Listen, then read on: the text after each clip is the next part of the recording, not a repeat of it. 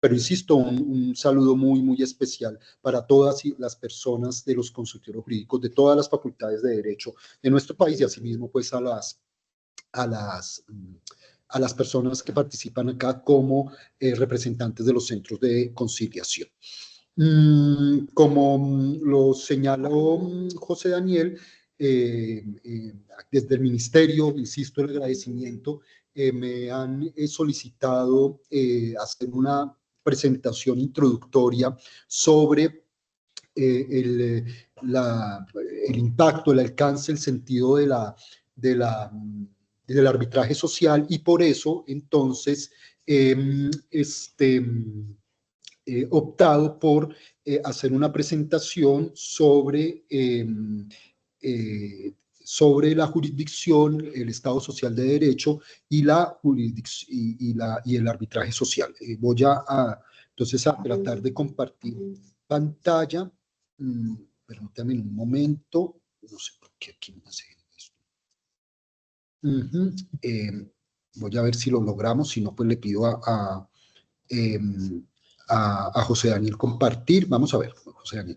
Intentémoslo por mi lado primero. Y si no, lo hacemos por su lado. Pero permítame un momento. Yo aquí hago una gestión. Porque tengo abierto acá, no sé. Es que no quisiera que... Ya, vamos a ver si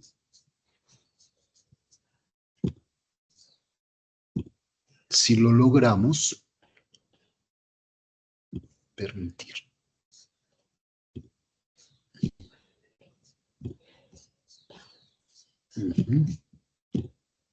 Listo, muy bien. Bueno, lo que no me va a gustar mucho de esto es que voy a quedar con la pantalla bloqueada. Pero bueno, en principio ustedes deben estar viendo acá mi presentación, si no estoy mal. José Daniel, si me puede confirmar, por favor. La vemos. Muy bien, entonces, como les decía, estas breves consideraciones van a girar en torno a la cuestión del arbitraje social y su relación con los conceptos de jurisdicción y Estado social de derecho. Son algunas reflexiones que a partir pues de una serie de investigaciones que he tenido la oportunidad de hacer en el marco del derecho constitucional, pero también de la teoría general del proceso, del análisis comparado de sistemas jurisdiccionales, he podido desarrollar y lo quise pues articular con el tema que nos convoca, el del arbitraje social. En ese sentido, entonces, quisiera comenzar con una reflexión sobre uno de estos conceptos que hemos señalado acá, el concepto de jurisdicción, que es el que quisiera tratar inicialmente para después articular el concepto de jurisdicción con el de Estado Social de Derecho y finalmente ocuparnos del concepto de arbitraje social. Ese es en sentido esquemático las partes de la presentación que voy a realizar. En primer lugar, quisiera señalar que el concepto de jurisdicción lo quisiera articular en el marco del análisis de los sistemas procesales como uno de aquellos criterios analíticos que definen precisamente las características más importantes de los diversos sistemas procesales que encontramos en el mundo. El caso de Colombia, pues es un caso con sus especificidades, por supuesto, pero también producto de las influencias y las interacciones que ha tenido el ordenamiento jurídico colombiano con otros ordenamientos jurídicos, por supuesto. En ese orden de ideas, ¿cierto? El concepto de jurisdicción se articula con otros dos conceptos claves para entender la naturaleza de un sistema procesal. El concepto de derecho procesal, ¿cierto? Que tiene como fundamento principal la integración para su eficacia de las normas procesales y las normas sustantivas. En algunos sistemas hay una cercanía mayor entre el orden procesal y el orden sustantivo, en otros es un poco más distante, pero siempre habrá un vínculo, ¿cierto? Y finalmente, la estructura del procedimiento, el concepto preciso de procedimiento articulado con el de derecho procesal, por supuesto, y articulado además con el concepto de jurisdicción. Me voy a centrar en estos casos, en el primero. No quisiera de todas maneras dejar de mencionar la importancia de la articulación de las tres categorías en la determinación de la naturaleza de cualquier sistema procesal. Eso es fundamental para entender precisamente cuáles son las características principales de cualquier sistema procesal, como el de Colombia, el del Estado colombiano o de cualquier otro Estado o nación, ¿cierto? Entonces, como les decía, la idea es centrarme en el concepto de función jurisdiccional. En ese orden de ideas vamos a entender la función jurisdiccional principalmente como una potestad, como una competencia. Una potestad o competencia para hacer ¿qué? Para tomar decisiones, para enjuiciar determinados conflictos o problemáticas sociales. Aquí señalo precisamente que, aunque el concepto de jurisdicción está articulado generalmente con el de conflicto, no necesariamente todo proceso jurisdiccional, ya sea que se lleva a cabo por una autoridad judicial en sentido estricto, o también por autoridades administrativas con competencias jurisdiccionales, o también por particulares, como sería el caso del arbitraje social, ¿cierto? No solamente está dirigida la función jurisdiccional a la solución de un conflicto, también puede ser un instrumento para resolver otro tipo de problemáticas sociales, por ejemplo, para lograr ciertos objetivos políticos, económicos, sociales, de trascendencia para una sociedad. Por ejemplo, esto se evidencia claramente en el caso de la Jurisdicción Especial para la Paz, donde su función no es solamente la de resolver eventualmente un conflicto, si se trata, digamos, de este componente del sistema de juzgamiento de la Jurisdicción Especial para la Paz, sino también lograr los objetivos de la construcción de una paz estable y duradera y el reconocimiento de los derechos de las víctimas. Entonces, no solamente se trata de la resolución de un conflicto en un modelo típicamente adversarial, sino también puede darse el caso de que la función jurisdiccional lleve a cabo o realice funciones vinculadas con objetivos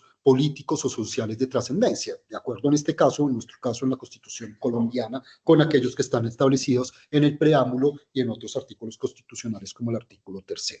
Por eso podemos entender que la función jurisdiccional, ¿cierto?, está, sí, determinada por ese objetivo de resolver un conflicto o abordar una problemática social, pero siempre en función de unos criterios jurídicos, ¿cierto?, que han alcanzado algún grado de formalización. En el caso de los derechos de las sociedades contemporáneas, pues es un alto grado de formalización, pero obtenemos otros contextos donde la formalización de esos parámetros o criterios no necesariamente pues está plasmado en una codificación, en un orden jurídico complejo. Pueden ser criterios basados, por ejemplo, en la equidad, en la práctica social o en otros parámetros de justicia. Y hasta cierto punto, otros mecanismos de solución de conflictos diferentes al arbitraje, pues pueden funcionar con base también en estos criterios informales. Por eso, podemos afirmar entonces que la función jurisdiccional tiene como contenido garantizar el cumplimiento de las normas jurídicas del ordenamiento en su integridad y no solamente el derecho, digamos, formal, cierto contenido en las leyes, en los códigos, en los tratados internacionales, etcétera, sino también otros niveles del derecho que pueden tener un gran impacto social y por eso una relación tan importante como la que se da entre jurisdicción y eficacia. La jurisdicción puede ser visto no como el único, pero sí como un mecanismo muy importante para garantizar la eficacia de las normas que integran los ordenamientos jurídicos de las sociedades contemporáneas. Con estos elementos, entonces, podemos identificar unos, algunos elementos y constitutivos del concepto de función jurisdiccional. ¿Sí? Esto realmente es una manera como de disgregar, de desmenuzar varios de los elementos que ya he tenido la oportunidad de señalar. El primero, como dije, estamos definiendo la función jurisdiccional como un poder, como una competencia, ¿cierto?, definida por el propio ordenamiento jurídico, por eso su carácter institucional.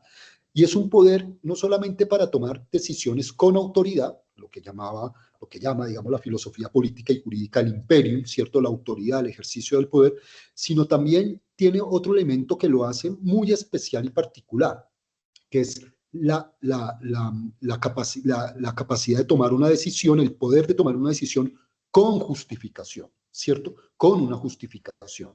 Es el componente de la jurisdicción, como se diría en la filosofía política y jurídica, que integra entonces con el imperium esos dos elementos constitutivos de la función jurisdiccional. Ambos son, digamos, componentes muy importantes en la tradición jurídica de Occidente, pero también en otras tradiciones jurídicas del concepto de jurisdicción, ¿cierto? Se trata, sí, del ejercicio del poder, del ejercicio de la autoridad, pero no solamente con base en esa misma autoridad, sino con base en una serie de justificaciones y de razones. Y eso implica, o puede implicar mejor, un mayor grado de legitimidad legitimidad en las decisiones que se toman en el marco de la función jurisdiccional. Pero hay también otro aspecto muy importante del ejercicio de la función jurisdiccional, que de todas maneras es siempre un gran desafío para la organización institucional del Estado o de otras formas de poder, que es la imparcialidad. Se espera que quien toma una decisión en jurisdicción tenga un mínimo nivel de imparcialidad. Y este es un gran desafío no solamente para la jurisdicción estatal, sino también para los modelos de arbitramiento y particularmente de arbitramiento social, ¿cierto? ¿Cómo garantizar que las personas que acudan al arbitramiento social no solamente encuentren una decisión respaldada en el ordenamiento jurídico colombiano, no solamente una decisión con una justificación sólida, ¿cierto? Una justificación lo suficientemente fuerte en el sentido argumentativo para persuadir a los destinatarios de la decisión, sino además una decisión que se base en el principio de imparcialidad, ¿cierto? Que quien toma la decisión en este caso no se cuestione, ¿cierto? Su vínculo con las partes o que esté interesado en el resultado de la decisión. Ese es uno de los grandes desafíos del arbitraje social y particularmente de los modelos que se están pretendiendo pues, desarrollar con las recientes modificaciones, bueno, no tan reciente, pues con las modificaciones o la introducción del arbitraje social en el ordenamiento jurídico colombiano. Pero también estos componentes de la jurisdicción, como fuerza, como imperium, pero también como justificación e imparcialidad, nos permiten afirmar que son decisiones que se toman por fuera de la arbitrariedad, ¿cierto? Que se tratan de decisiones que encarnan algún criterio de verdad jurídica o de justicia. Se espera no solamente de un juez, de un tribunal, también del arbitramiento y en particular del arbitramiento social, que sus decisiones encarnen no solamente una verdad jurídica o legal, sino también una pretensión de justicia. Una pretensión de justicia que tiene que ver también con su legitimidad. Y por eso la importancia de que las decisiones, en este caso, es decir, el arbitramiento social, pero también el de la jurisdicción en general, se basa en criterios establecidos con anterioridad, que es la realización en concreto del principio de legalidad, ¿cierto? Un principio muy caro también a la tradición jurídica de Occidente. Esa potestad de juzgar, de todas maneras, implica un juicio de valor, ¿cierto? Ahora, el hecho de que se trate de un juicio de valor no significa que sea una decisión arbitraria, no. Ya desde hace mucho tiempo, incluso podríamos decir desde la tradición aristotélica, pero también y concretamente a partir de Kant podemos afirmar que los juicios de valor, la justificación del comportamiento también puede tener un carácter racional y no solamente, digamos, los juicios basados en la observación y la experimentación de las ciencias naturales. Eso nos permite entonces defender la idea de que es posible en el marco, digamos, de las instituciones, del ejercicio de la autoridad y concretamente de la jurisdicción y del arbitramiento social, defender la idea de que se pueden tomar decisiones justificadas, racionalmente justificadas, pero que también encarnen criterios valorativos como el de la justicia.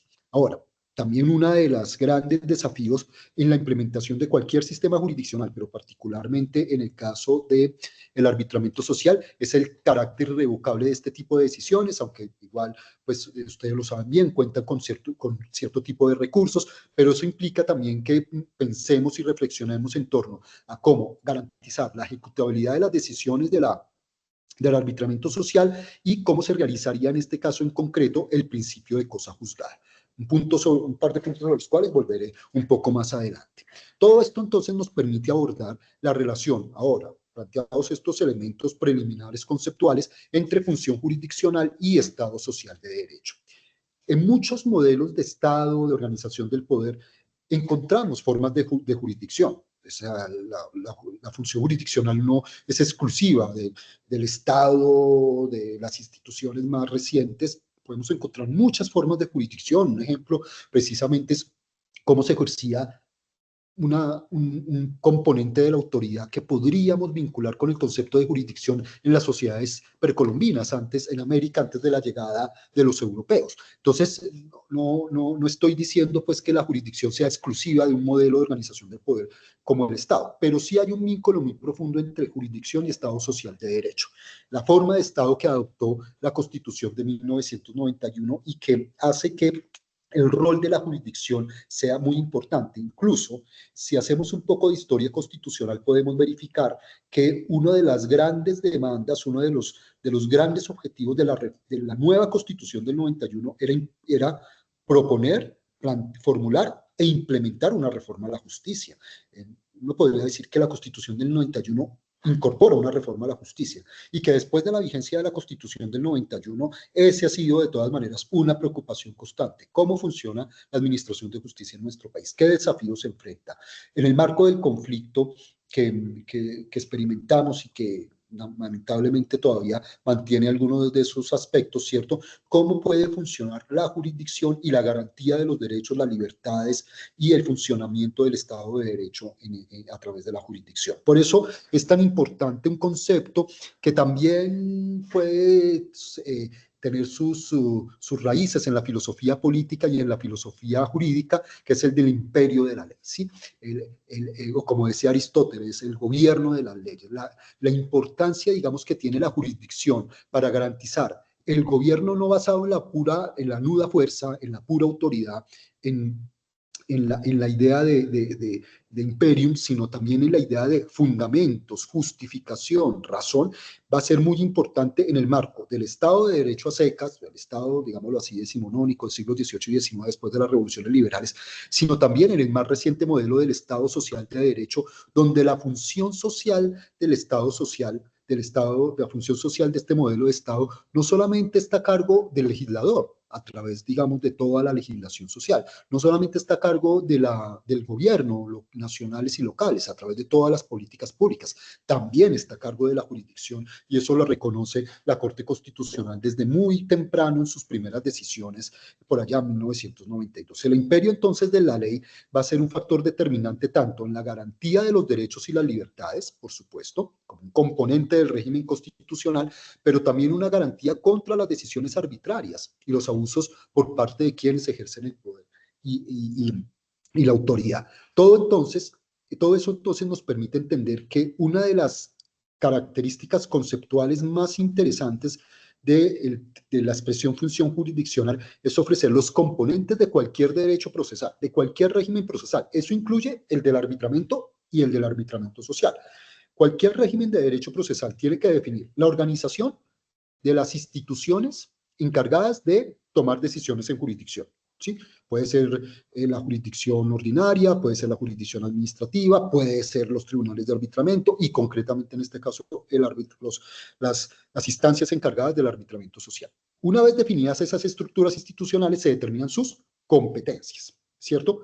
¿Quién puede decidir sobre qué? Con base en criterios, los procesalistas lo saben muy bien, los criterios pues de definición de las competencias jurisdiccionales, objetivos, territorial, etc.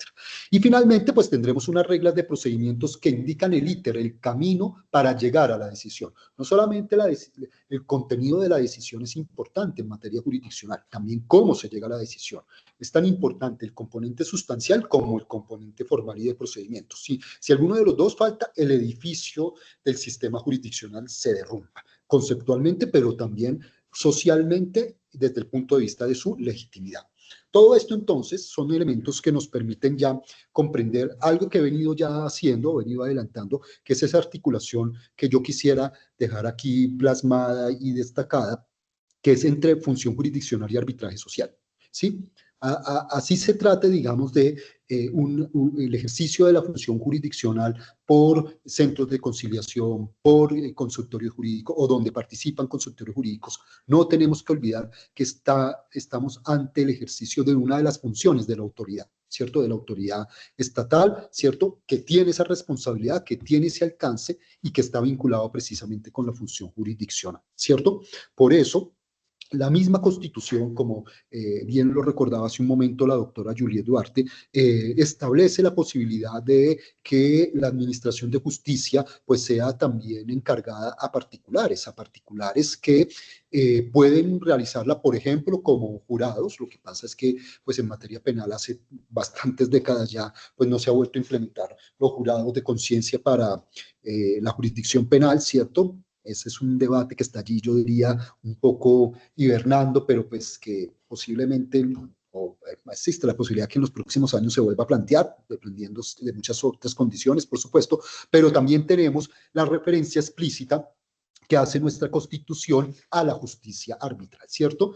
Ahí ustedes pues lo están viendo, ¿cierto? Y es en ese marco, ¿cierto?, como podemos entender concretamente cuáles son las características del arbitraje, ¿cierto? El que haría parte como especie de este género, el arbitraje social, ¿cierto?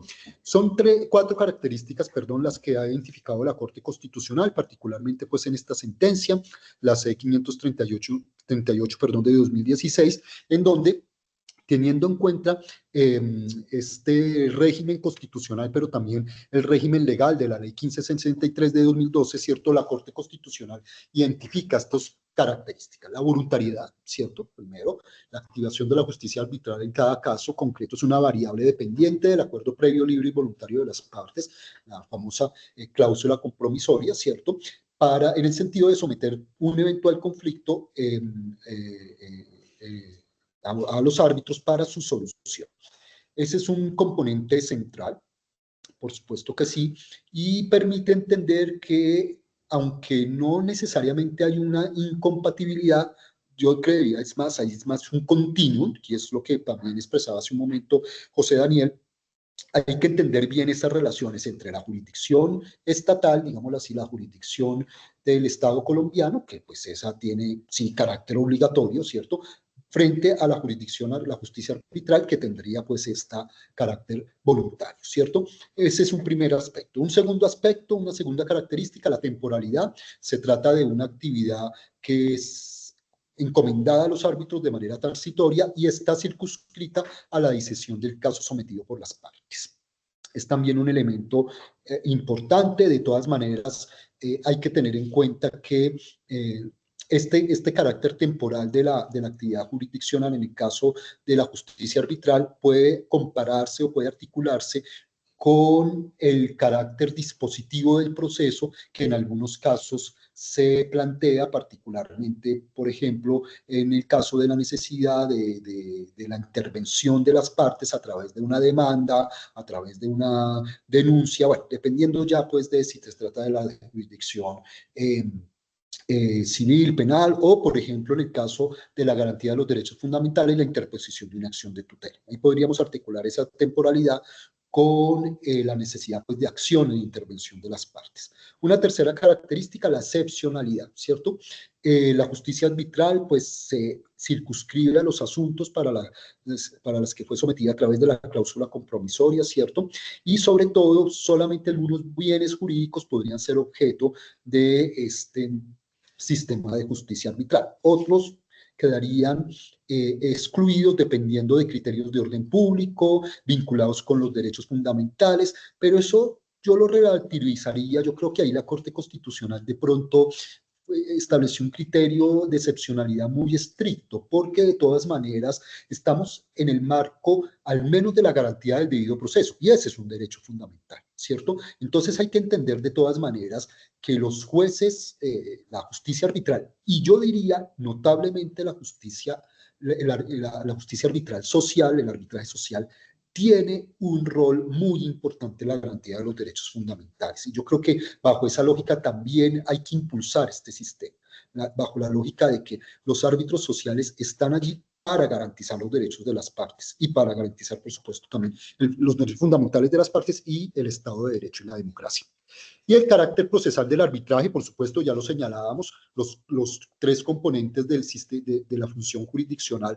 Uno de ellos, pues, es el proceso y, por supuesto, estas formalidades del procedimiento son una garantía precisamente del derecho al debido proceso que hay que tener presente. Con todos estos elementos, pues ya el artículo 117 de la ley 1563, pues nos ofrece un concepto pues, o con base más bien en ese artículo podemos plantear este concepto de arbitraje social, ¿cierto? Como mecanismo, ¿cierto?, de resolución de conflictos, implica el ejercicio de la jurisdicción, ¿cierto?, de la función jurisdiccional, que permite a las personas con bajos ingresos acceder a la justicia de forma gratuita y eficiente, ¿cierto? Ya vamos a ver algunos elementos característicos del arbitraje social, pero es muy importante tener en cuenta que se trata de un mecanismo de solución de conflictos y de ejercicio de la función jurisdiccional que tiene esa dimensión eh, de gratuidad, digámoslo así, ¿cierto? Y eso es muy importante porque uno de los grandes logros de las revoluciones liberales y del surgimiento del Estado de Derecho es precisamente que la jurisdicción sea gratuita, que haya un derecho al acceso a la administración de justicia, pero en muchos casos, ¿cierto? Hay algunas barreras, no tanto jurídicas, sino más bien económicas, materiales, que le impiden a muchas personas con bajos recursos acceder a la administración de justicia, incluso a la justicia estatal. Y por eso el rol tan importante de la justicia, del arbitraje social, para abrir las puertas de la administración de justicia a las personas que en condiciones normales no tendrían la posibilidad de hacerlo. En ese orden de ideas, entonces, la ley establece unas cuantías. Ahí hay ya incluso algunos proyectos de ley que tratan de matizar esto de las cuantías, porque lo importante es que el arbitraje social pueda servir como elemento de apertura de la administración de justicia a sectores que generalmente son excluidos, son marginados precisamente por este tipo, no de barreras jurídicas, sino de barreras materiales, ¿cierto? Más vinculadas con sus condiciones sociales, con sus condiciones económicas, ¿cierto? Que le hace muy difícil el acceso en ciertos casos a la administración de justicia. Por eso entonces, tomando esa referente, podemos identificar estos elementos constitutivos del arbitraje social como mecanismo alternativo de solución de conflictos, pero no por ser alternativo deja de ser importante. Yo quisiera aquí también llamar la atención que el hecho de que hablemos de mecanismos alternativos de solución de conflictos no significa que tengan un carácter subordinado o accesorio. No, pueden ser, como muy bien lo plantean los documentos del Ministerio de Justicia, un mecanismo que consolide el Estado social de derecho, que consolide la jurisdicción, que consolide, ¿cierto?, la administración de justicia y el acceso a la administración de justicia como un derecho. Y por eso el componente entonces de la gratuidad, no solamente, yo llamaría la atención, sí, es alternativo en el sentido de que se entiende que está junto con la jurisdicción estatal, pero eso no significa que sea secundario o menor. Lo que hay que llamar la atención de que esta es una gran posibilidad para la apertura de la administración de justicia a personas que incluso nunca pensarían en llevar su controversia, su conflicto ante la jurisdicción, en los territorios más apartados, en los sectores en condiciones económicas y sociales más difíciles. Y por eso la importancia de la gratuidad. Efectivamente, la gratuidad es un factor que garantiza que el acceso, pues, al menos esté abierto y no tenga esta barrera material de unos costos, ¿cierto?, que pues puede suceder en ciertos tipos de arbitraje, pero incluso también para ciertos casos de la jurisdicción estatal. Que esté orientado a sectores vulnerables es muy importante, lo he venido señalando constantemente, ¿cierto? Porque es una concepción de la justicia para los sectores más débiles, para los sectores más vulnerables, para los sectores que, insisto, no pensarían en acudir a la administración de justicia, pero que pueden ver en el arbitraje social una alternativa para que no sea la fuerza y la violencia la que termine resolviendo un conflicto. Eso hace muy importante también estas dos características de la celeridad y la eficiencia, ¿no? Si la justicia, si el arbitraje social no logra ser una respuesta célere y eficaz a los conflictos y a las situaciones, pues habremos perdido una oportunidad de oro para que la jurisdicción, para que la administración de justicia en nuestro país y en los términos de la Constitución del 91 se pueda realizar. Por eso, como muy bien lo ha puesto de presente el Ministerio de Justicia, hay unos objetivos claros del arbitraje social. Primero, responder a las necesidades de acceso a la justicia de la población social y económica más vulnerable del país. Ese es un objetivo fundamental, ¿cierto? Tal vez el principal. Eso puede llevar a una consecuencia también importante, descongestionar la justicia ordinaria, claro, pero ese no es el principal objetivo. El principal objetivo es responder a las necesidades de acceso a la justicia del país, que tiene como un factor adicional, pues llevar a una posible descongestión, ¿cierto? Y en ese orden de ideas, también como un objetivo primordial, constituirse el arbitraje social como un mecanismo especializado, rápido y efectivo de resolución de conflictos. Tal vez no son los grandes conflictos que a veces los medios de comunicación nos muestran, no son los grandes procesos penales, no es la demanda de constitucionalidad contra una ley de gran trascendencia, de pronto no es una demanda por responsabilidad interpuesta ante los tribunales administrativos y en última instancia ante el Consejo de Estado de miles de millones de pesos. Pero es el conflicto que afecta a los vecinos, que afecta al campesino en su producción, que afecta al vendedor informal, que afecta a la vida cotidiana de la gente y que puede ser un factor determinante en la legitimidad de nuestras instituciones y de nuestro derecho.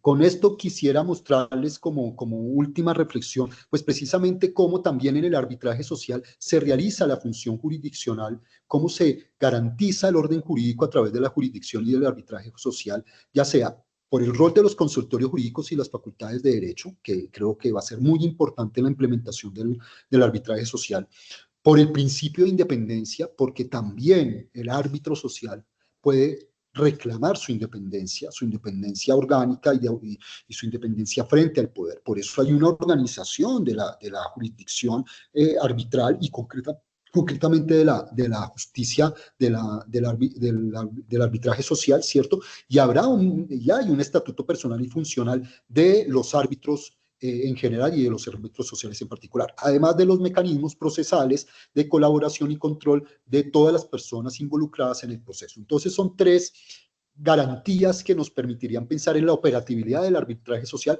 como forma de función jurisdiccional.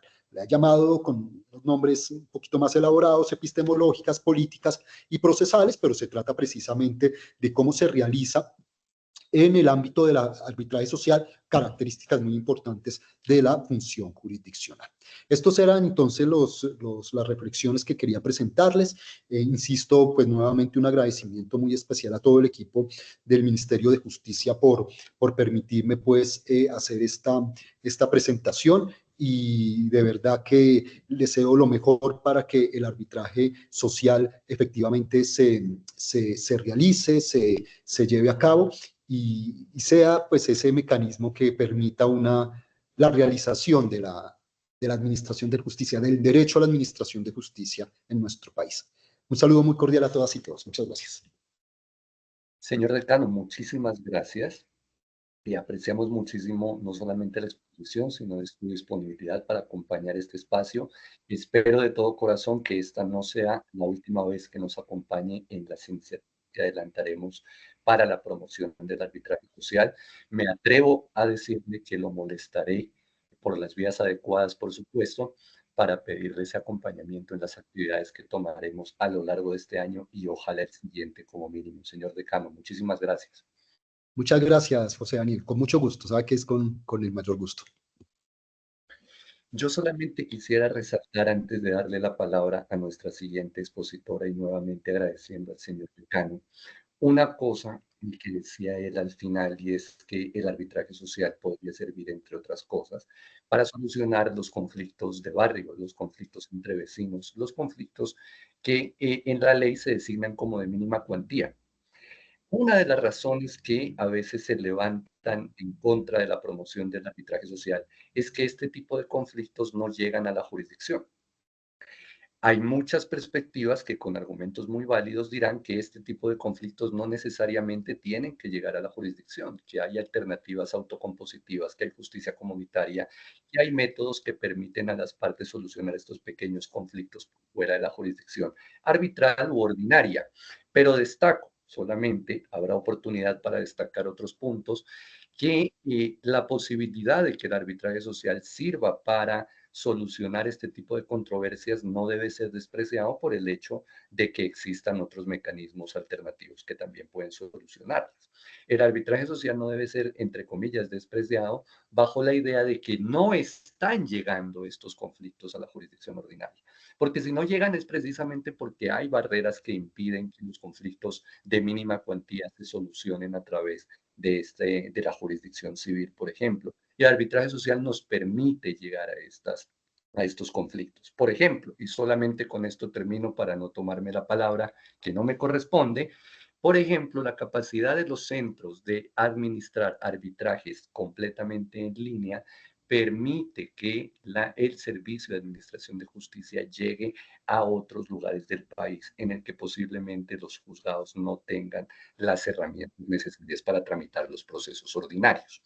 No me quiero extender más en este punto, quiero dejarles de inquietud simplemente tomando esta reflexión del señor decano, agradeciéndole nuevamente. Le doy la palabra ahora a la doctora María Angélica Munar, que ya se presentó en este espacio. Te agradezco mucho, doctora María Angélica, por tu acompañamiento, no solamente el día de hoy, sino a lo largo de la planeación de este evento, y espero igualmente que nos sigan acompañando desde la Cámara de Comercio de Bogotá en lo que sigue, que espero sea muchísimo. Muchísimas gracias a todos. Tienes la palabra, estimada. Muchísimas gracias, José. Señor decano, muchísimas gracias por anteceder y hacer la introducción a este espacio. Em, Muchísimas gracias, se tiene que retirar. No hay ningún inconveniente, doctor Rodríguez, que entiendo tenía un compromiso. Y de verdad que muchísimas gracias al ministerio por esta iniciativa, porque creo que es importante que se promueva el uso del arbitraje y no solo del arbitraje, sino de los mecanismos de solución de controversias en todo el ámbito, porque en realidad creemos desde el centro que no se aprovechan como debería ser.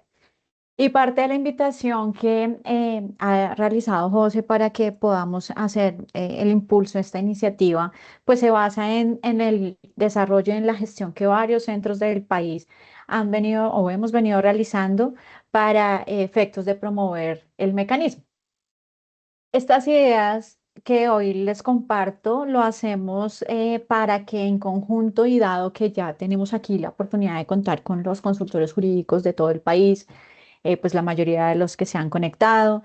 Tenemos incluso, he visto por allí que tenemos árbitros, tenemos apoderados, tenemos personas interesadas en este ámbito. En realidad la comunidad de resolución de controversias está aquí, está presente y creo que es importante aprovechar esta oportunidad para que podamos en efecto impulsar y aunar esfuerzos para que podamos extender el mensaje de los mecanismos de solución de controversias. Una de las expresiones que nosotros más utilizamos en el centro de arbitraje es la evangelización de los mecanismos y esto incluso lo estábamos comentando con José en algún momento, es un ejercicio de paciencia y es un ejercicio que lo que busca es generar adeptos a propósito de que acaba de pasar y que estamos en Pascua.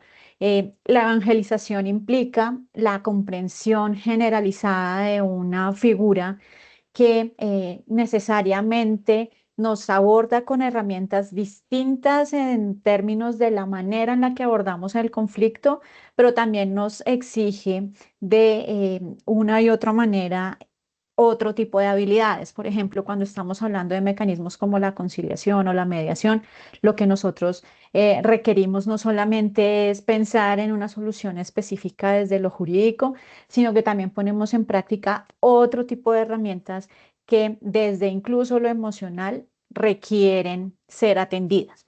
Y esa es la ventaja de los mecanismos de solución de controversias. Por supuesto, cuando estamos hablando de arbitraje, y ya como nos lo explicó el señor decano, eh, pues hay un criterio de jurisdicción, hay un criterio procesal. Y por supuesto que aquí hay otro tipo de herramientas que podrían no necesariamente ser las mismas que se utilizan en la conciliación o en mecanismos de ese tipo autocompositivos, pero sí lo que buscan es que se conviertan en mecanismos que vayan de la mano con las necesidades específicas de justicia. En ese sentido, parte de lo que les voy a compartir es más que todo un abrebocas, es un mensaje para que reflexionemos en conjunto sobre qué oportunidades tenemos todos como comunidad. Como ya dije, aquí hay árbitros, aquí hay apoderados, aquí también hay estudiantes, profesores, directores de consultorios jurídicos. Hay mucho por hacer para construir la implementación misma del arbitraje.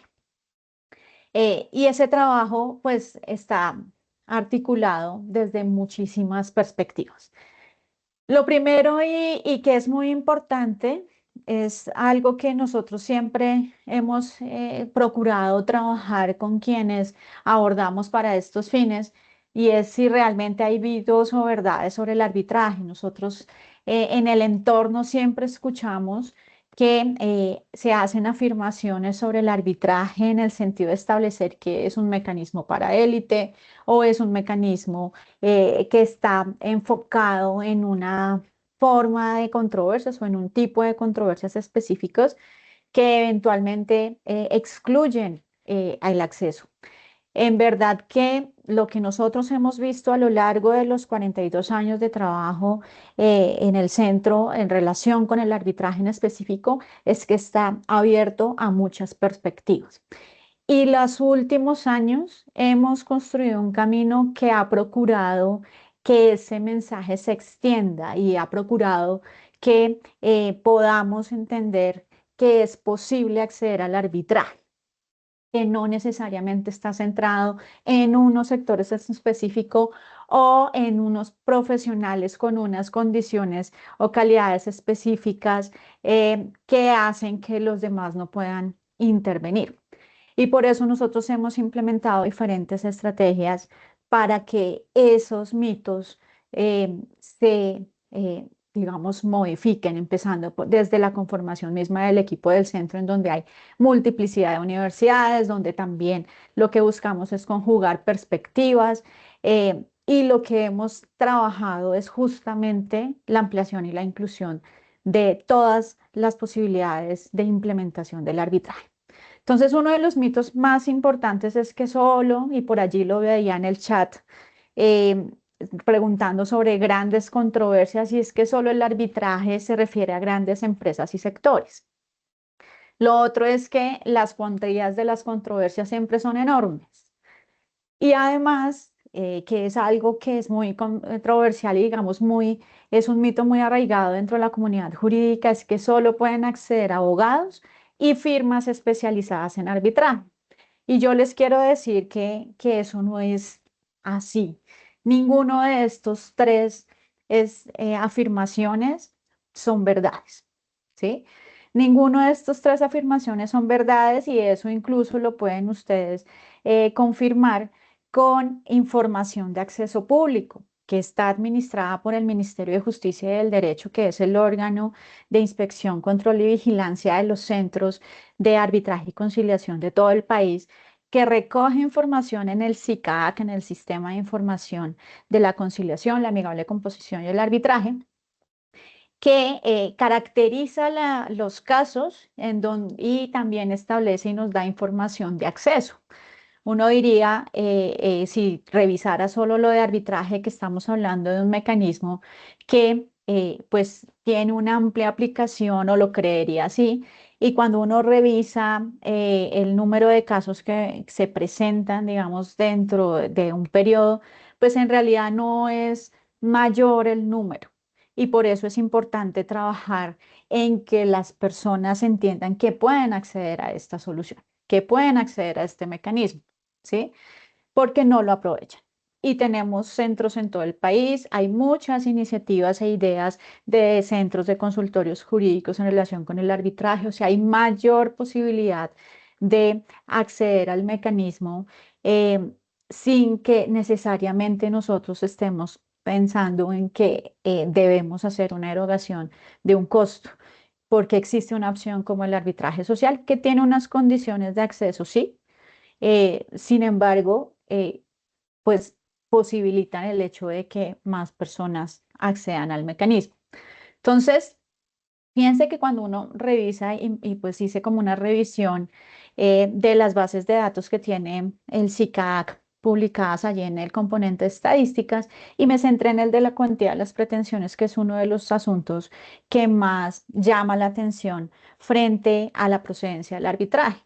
Entonces hice como una caracterización y fíjense que cuando uno suma los componentes de cuantía indeterminada, las cuantías inferiores a 50 millones de pesos y cuantías entre 50 y 500 millones de pesos, pues el 70% de los casos reportados en SICAC están en esas franjas. Y fíjense que en cuantías indeterminadas hay un número importante que es el 26%. Inferiores a 50 millones son el 19% y superiores a 50 y entre 500 millones de pesos está el 25% de los casos. Y el 30% restante corresponden a casos de cuantías superiores a 500 millones de pesos. Cuando uno les cuenta esto a quienes están interesados en esta área, lo primero que nos dicen, entonces esto no solamente es para los grandes contratos de infraestructura. Sí, así es. Esto no solamente es para los grandes contratos de infraestructura, por supuesto.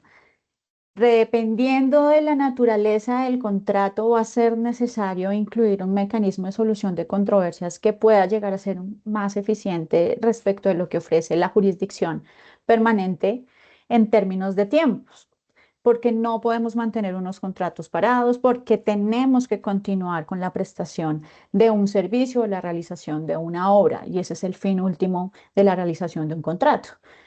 El arbitraje lo que pretende es justamente apoyar ese tipo de lógicas, pero no está hecho solamente para ese tipo de sectores. No solamente estamos hablando del sector infraestructura o el sector empresarial del mayor nivel de empresarios. Si nosotros nos podemos revisar, por supuesto, y hablando ya en términos de acceso a la justicia, eh, dada la naturaleza misma del mecanismo que implica una habilitación, que implica un contrato para que yo pueda acceder al mecanismo, que en sí que se basa en un pacto arbitral, que es un negocio jurídico en sí mismo, pues necesariamente uno siempre lo lleva a concebir que el arbitraje deberá o podrá aplicarse en mayor medida en aquellos espacios en donde habitualmente hacemos contratos, ¿sí?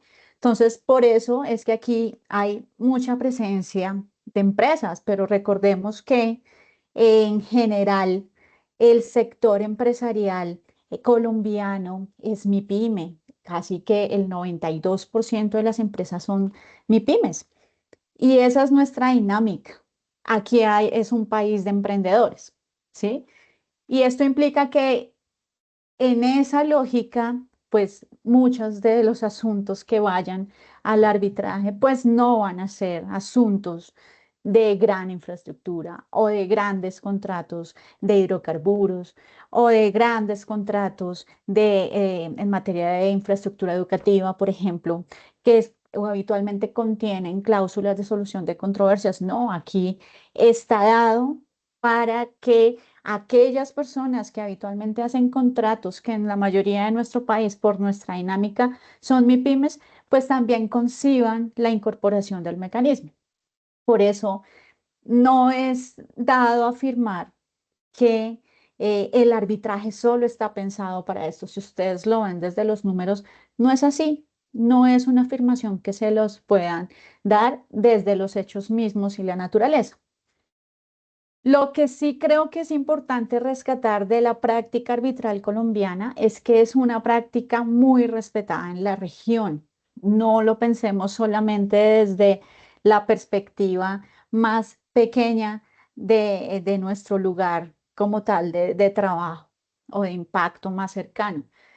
Aquí hay algo que hay que trabajar y potencializar y es que la práctica arbitral colombiana es muy respetada en todo el hemisferio, incluso fuera del hemisferio. Eh, Aquí tenemos centros de arbitraje muy competentes, tenemos árbitros muy competentes y tenemos apoderados y práctica jurídica muy rigurosa en el ámbito del arbitraje. Y parte de estas actividades y acciones en las que estamos trabajando en conjunto lleva a que más personas de todas las regiones del país, en efecto, puedan entrenarse con rigurosidad en esta práctica y pueda extenderse y fortalecerse. Ese es uno de los retos más relevantes que nosotros hemos encontrado. Aprender de esto, pero esto es aprender también claramente de que, y aprovechando que tenemos estudiantes aquí de consultorio jurídico y de facultades, pues el reto está en que seamos excelentes abogados, defensores en este tipo de escenarios. Y eso implica rigurosidad. Entonces, fíjense que aquí todas las líneas de actuación no solamente se basan en el hecho de que eh, el arbitraje sea dado para gran empresa, porque no es cierto, sino se basan en que todos podamos concebir este mecanismo como un mecanismo de acceso mucho más amplio, pero que todos estemos empujando a que en efecto sea un mecanismo efectivo de solución de controversias. Alguien planteaba allí dentro de los comentarios, y no quiero dejar pasar esta oportunidad para comentarlo, es la denominación el uso de la expresión alternatividad. En efecto, nosotros o quienes venimos trabajando en esto durante casi toda nuestra vida profesional, lo que hemos concebido es que estos mecanismos pues no solamente deberían darse desde la alternatividad.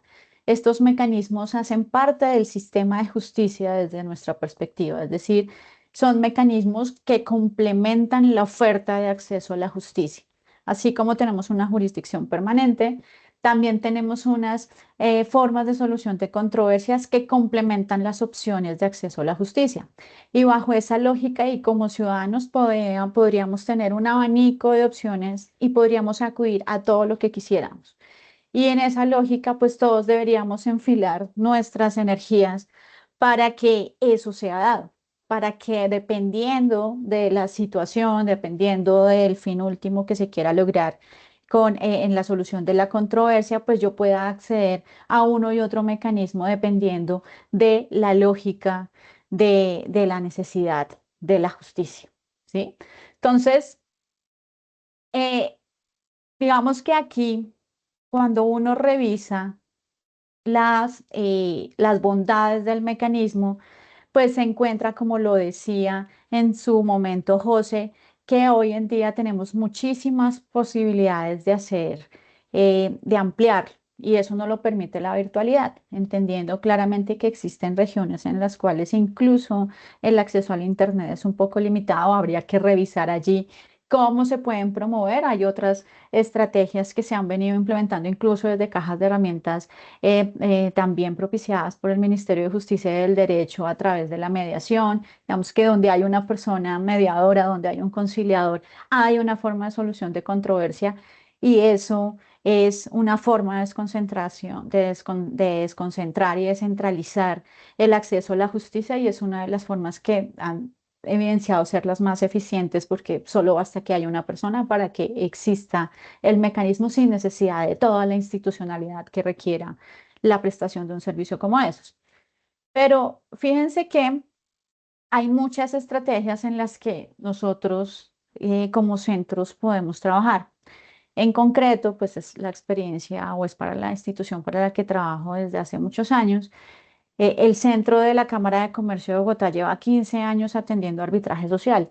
Fíjense que, y ahí está en la diapositiva, nosotros venimos trabajando en esta estrategia desde el 2009, incluso antes de la implementación de la ley 1563, que incorpora el artículo 117 a los que ya hicieron referencia con anterioridad nuestro decano y Juliet.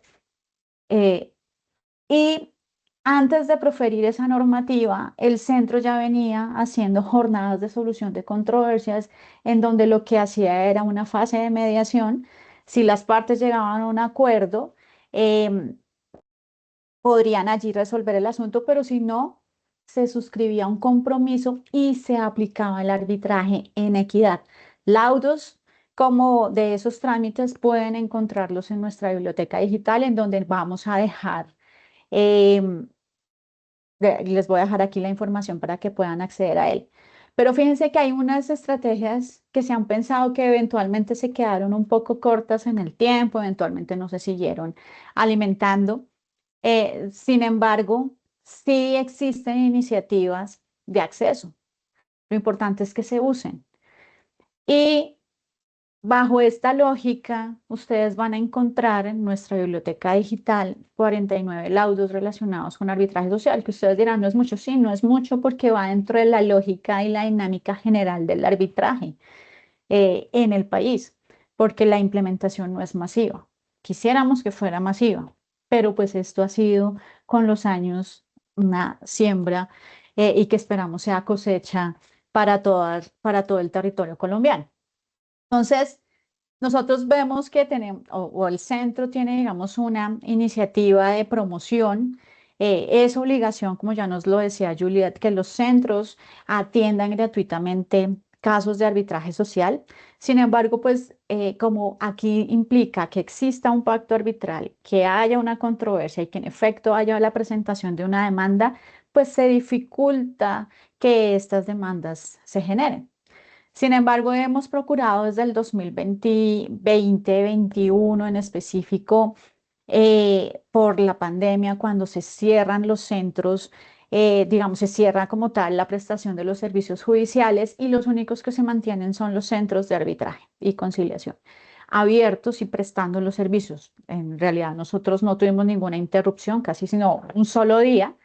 eh, de interrupción mientras podíamos ya informar sobre la prestación de servicios virtuales, pero los que mantuvimos la resolución de controversias en el país fuimos los centros de conciliación y arbitraje.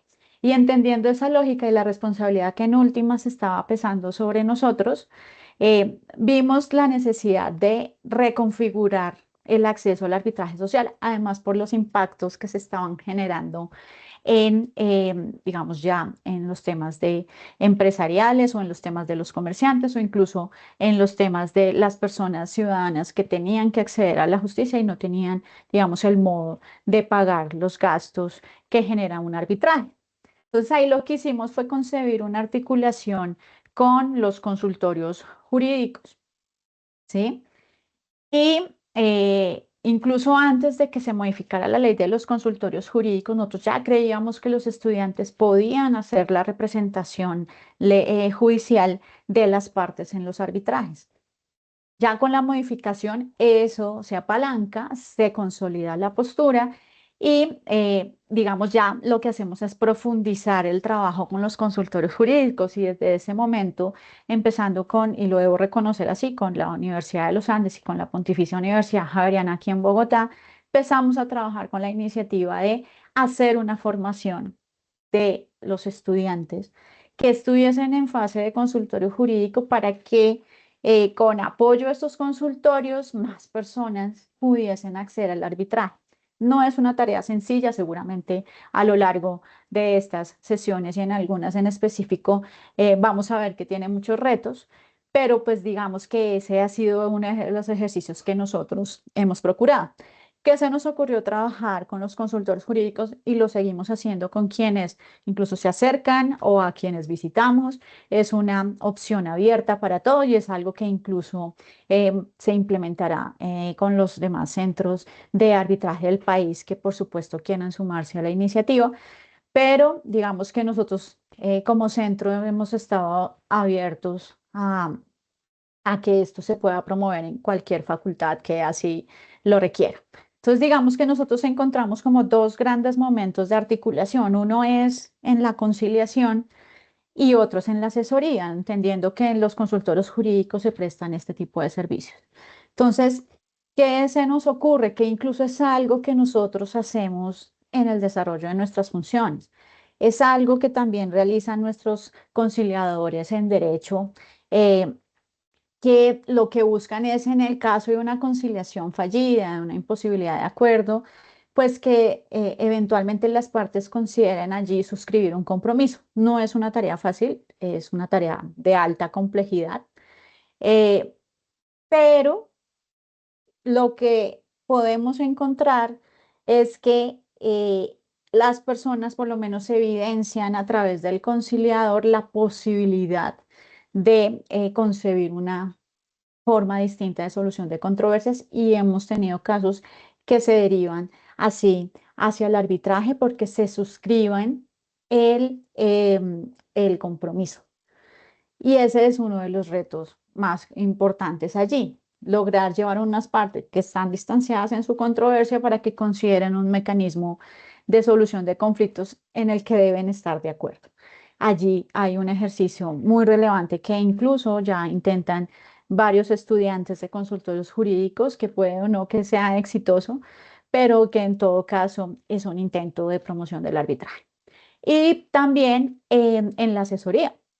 Y en la asesoría para que eventualmente si se va a preguntar cómo se debe incorporar una cláusula compromisoria en un contrato que, por ejemplo, se esté constituyendo, pues allí puedan orientar los estudiantes la incorporación y la construcción de pactos arbitrales que no solamente van a servir en su momento del consultorio jurídico, sino que son saber con el que se va a quedar ese abogado para el resto de su práctica y le va a servir y va a tener herramientas por si eventualmente está asesorando la estructuración de un contrato, pues comprenda cómo funciona un arbitraje y pueda estructurar la mejor cláusula de solución de controversias para ese contrato en específico. Y también pues que se intente suscribir un compromiso. Es decir, cuando ya hay un conflicto, pues que se intente abordar de esa manera a las partes. La tercera fase del trabajo es la representación de partes. Hemos logrado tener unos casos, no, como les digo, no son masivos, no son casos que podamos decir de todos estos años de trabajo, son cientos de casos, no, no lo son, pero sí hemos tenido estudiantes que han hecho la representación de partes en arbitrajes bajo los mismos estándares de todos los servicios de arbitraje, es decir, no hay ninguna diferencia en la prestación del servicio que hace el Centro de la Cámara de Comercio de Bogotá frente a un servicio que podría prestar siendo pagado por él.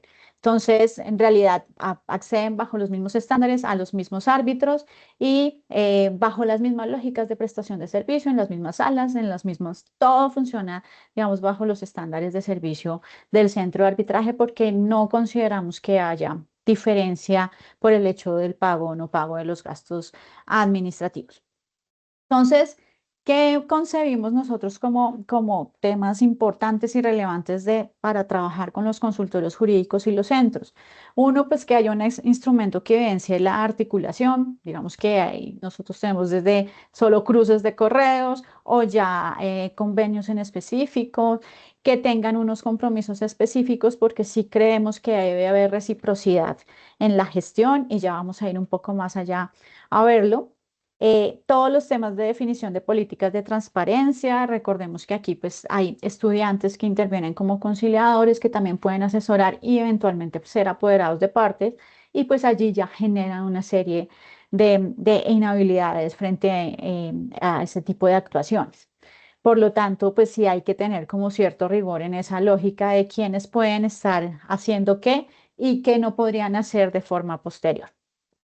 Si puede una misma facultad representar a las partes, al demandante y al demandado en el caso, algunas ya han implementado, digamos, dentro de sus protocolos de actuación esas lógicas, considerando que sean docentes distintos los que asesoren a los estudiantes, pero que lo puedan hacer si así lo consideran, pero digamos que eso está muy marcado dentro de la lógica propia del consultorio jurídico y eventualmente la intervención de los estudiantes en los recursos de anulación, pues porque estos recursos ya se presentan ante los tribunales superiores de distrito judicial o el Consejo de Estado si es que hay una entidad pública, porque con esto quiero decir que así haya entidad pública habría arbitraje social si la cuantía se enmarca dentro de esa lógica. Yo entiendo la disposición normativa del decreto que establece que pues, se prepondera para estratos 1, 2 y 3.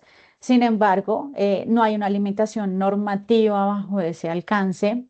Por lo tanto, por lo menos en el centro de la Cámara de Comercio de Bogotá han accedido a arbitraje social. Muchas personas que se salen, digamos, de ese rango, pero pues lo que nos interesa es que eventualmente y aparte porque también hay un uso muy importante de los comerciantes y empresarios del centro de arbitraje de la Cámara, que pues no podríamos dejar por fuera de esta implementación. Por lo tanto, por ahora no existe una alimentación, por lo menos en Bogotá, en nuestro centro de ese acceso de caracterización, salvo pues que ya la normativa haga una caracterización específica para que ello se prepondere. Todos son atendidos bajo las mismas lógicas de los servicios pagos. Y además lo que establecimos desde el 2022 es incorporar en nuestra iniciativa a la Red Juvenil de Arbitraje del Centro, que está creada como desde el 16 en nuestra Cámara. Y ahí estas personas de la Red Juvenil de Arbitraje intervienen como formadores. Entonces, fíjense que lo que hemos buscado es que los jóvenes sean quienes, digamos, siembren todo este mensaje. Y lo hacemos desde los estudiantes en los consultorios jurídicos, pero también vinculando a través de la Red Juvenil de Arbitraje a personas que son formadoras, personas incluso que les interesa el arbitraje desde que están en la facultad o personas que están recién egresadas de sus carreras, que están en firmas o que están trabajando con su práctica independiente, que les interesa dar formación. Aquí hay un esquema de voluntariado de estas personas que entonces además promueven el mensaje del arbitraje, pero también por sí mismas fortalecen sus habilidades como docentes. Y esto digamos que hemos buscado que, fíjense cómo todos puedan participar de algún modo en el arbitraje y puedan también generar un espacio de formación y consolidación de sus perfiles en estos escenarios. Y así ha sido la manera en la que nosotros hemos procurado que este mensaje pues también crezca, que hemos identificado que es importante que puedan trabajar y sin perjuicio obviamente de todo lo que se construya aquí en adelante, que sí es relevante contar con un compromiso de los consultorios jurídicos, incorporando dentro de los protocolos o dentro de sus manuales de actuación la manera de abordar el arbitraje. O sea, cómo se promueve, cómo se construyen los pactos arbitrales, cómo intervendrán los estudiantes, etcétera. Eso es importante para que puedan tener una lógica y, digamos, un norte de implementación en materia de arbitraje.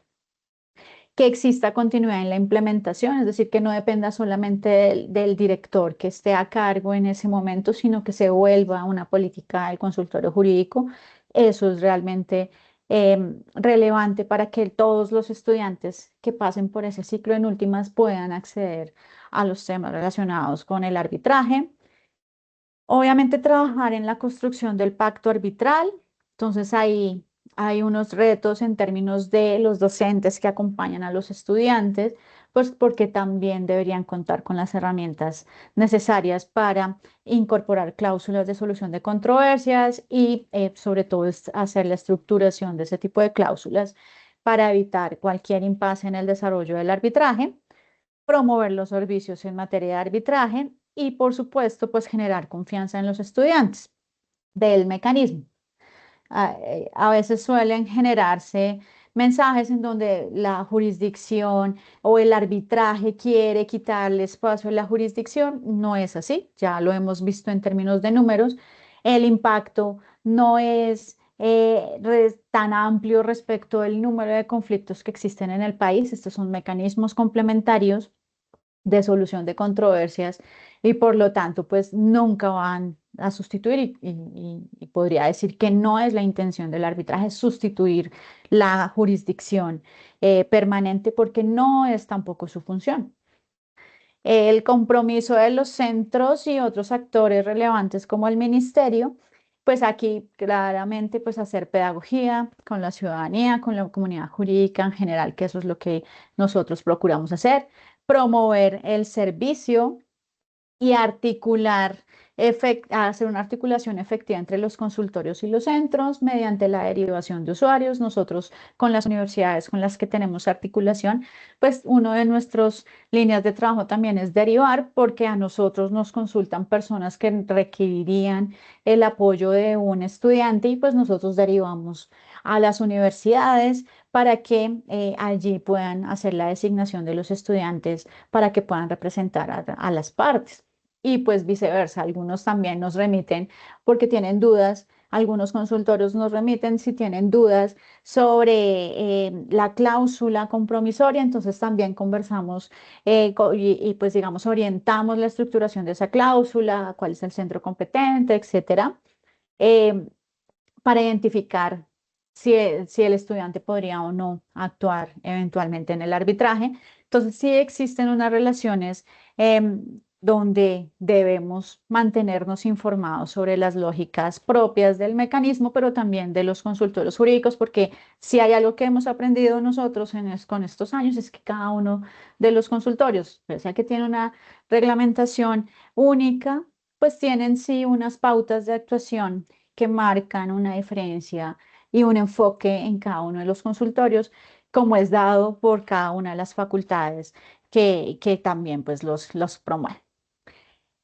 Les dejamos aquí esta presentación, se la compartiré a José. Es un documento que nosotros trabajamos con árbitros, con secretarios de tribunales arbitrales, que recogen las prácticas secretariales del arbitraje nacional administrado por el Centro de la Cámara de Comercio de Bogotá. Allí se hace todo un recorrido por el proceso arbitral y se entregan tips de actuación. Esto es muy útil para quienes ya practican el arbitraje, pero también para quienes no lo conocen, porque aquí ponemos lo que no está en la ley, lo que no está en el reglamento del centro. Aquí son tips de actuación que le van a permitir a los estudiantes abordarlo, que le van a permitir a los docentes orientar y guiar la actuación de los estudiantes, que le va a permitir a los consultorios jurídicos y a los directores de los centros también que están aquí presentes y a los abogados o personas funcionarios de centros orientar sus actuaciones, porque aquí está todo el flujo. Entonces, los invito a que la lean. Es una cartilla muy sencillita. Nosotros estamos trabajando para complementar con otros capítulos este año esta cartilla, pero les puede servir para que ustedes lo puedan revisar si están incorporándose en este escenario. Además, nosotros tenemos nuestra biblioteca digital, que es de la Cámara de Comercio de Bogotá. Hay una colección específica del Centro de Arbitraje y Conciliación, en donde está todo lo relacionado con solución de conflictos. Hay una colección muy visitada, que es la de laudos arbitrales, y allí tenemos más de 3.000 laudos. Encontrarán el componente de arbitraje social en específico, pero pues tienen muchísima información.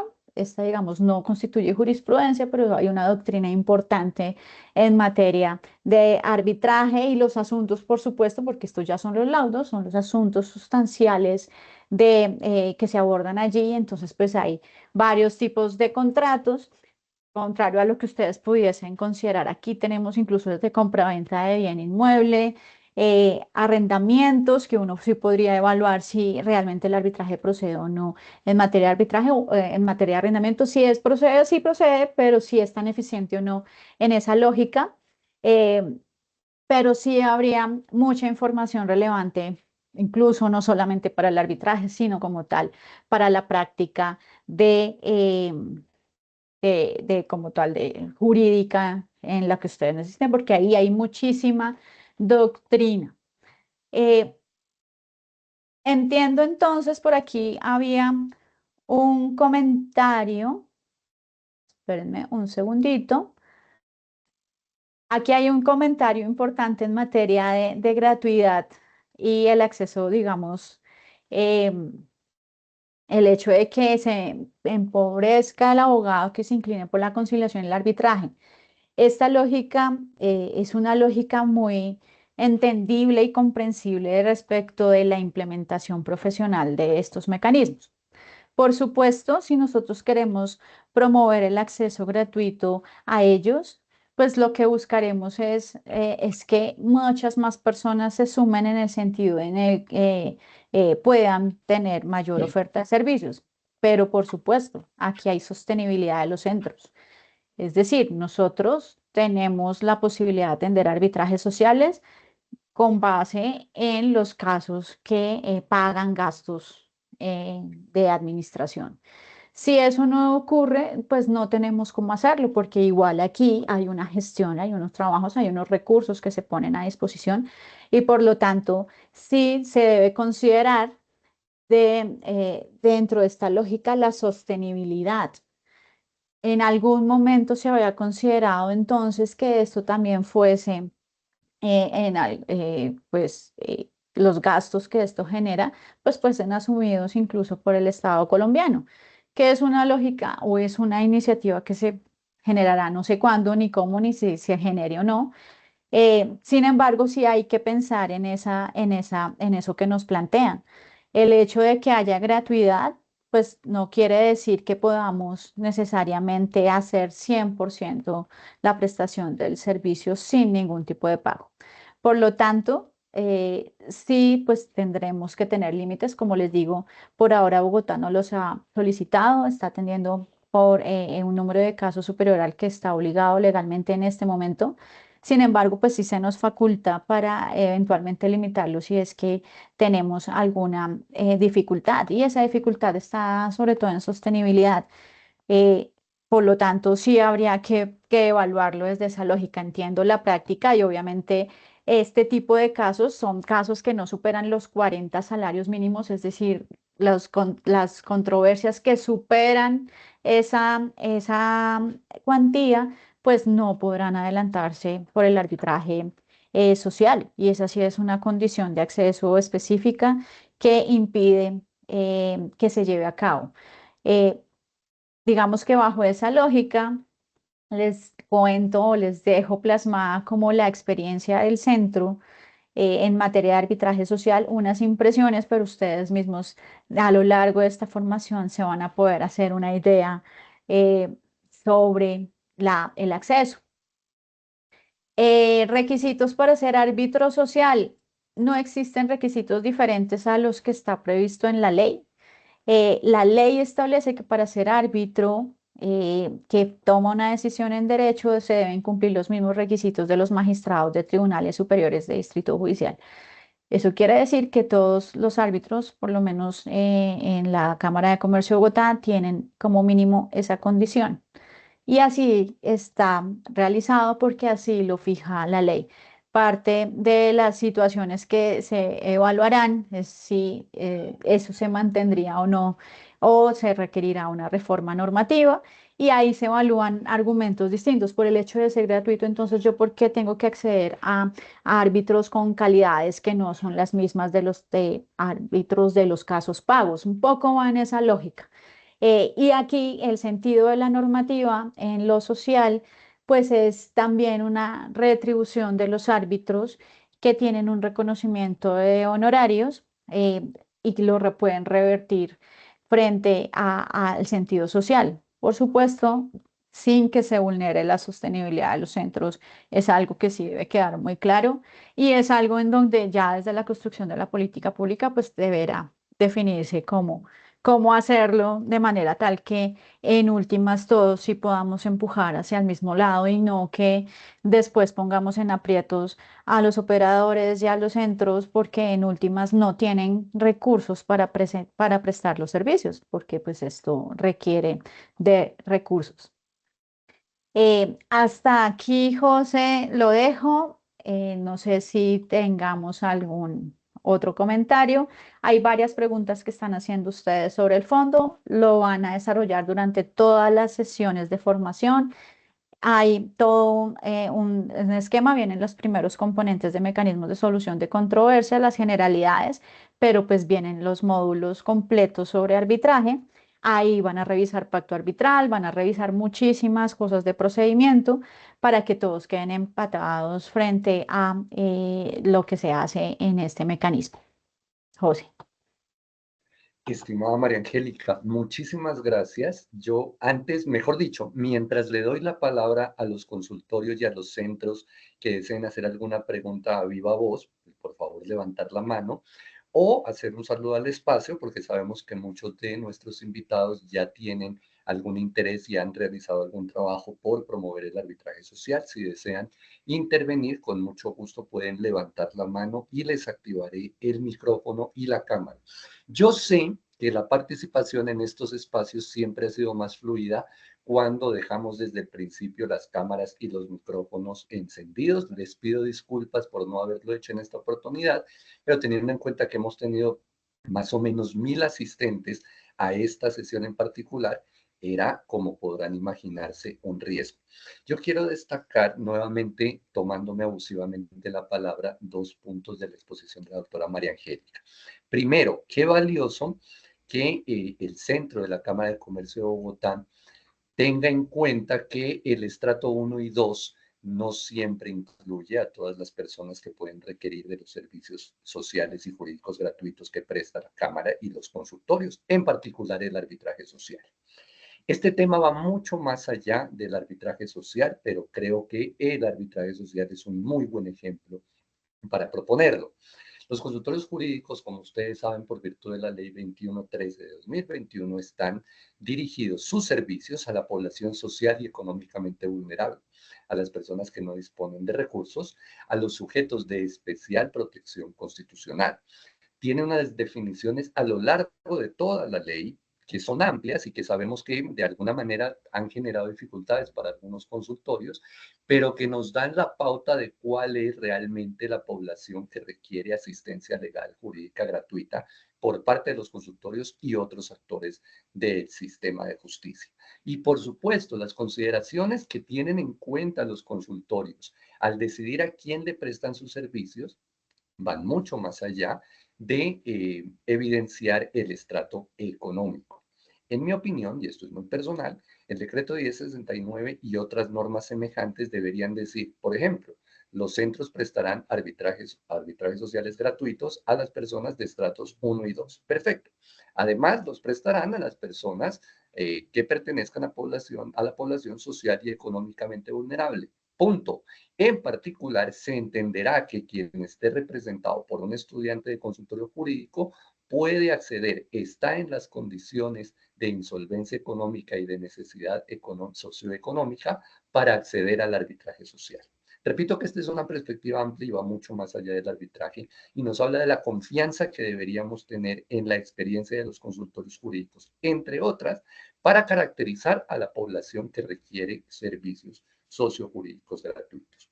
Y en segundo punto, en referencia a una de las participaciones que aparecían en el chat, primero quiero decir que personalmente, nuevamente, me parece extraño que los estudiantes de consultorio jurídico por ley no deban recibir una remuneración, pero sí lo hagan los médicos practicantes.